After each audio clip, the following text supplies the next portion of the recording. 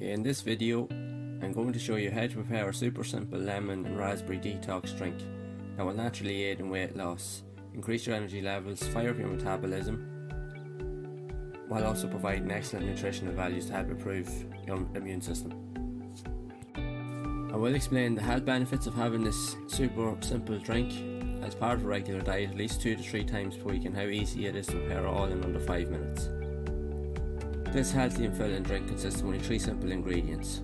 And these ingredients are 1/4 cup of chopped lemon slices and 1/4 cup of raspberries and a glass of water.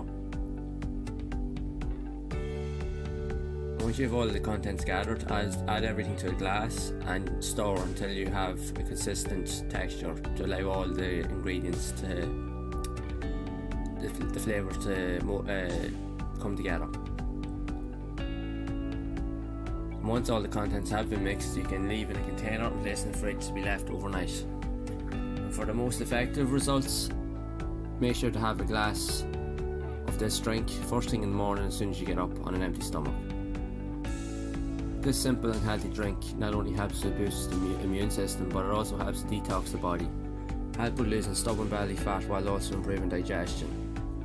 And it's packed with loads of healthy nutrients with fibre and lots of vitamin C. Plus, with the raspberries, there's also a lot of antioxidants that will help to cleanse and boost your immune system.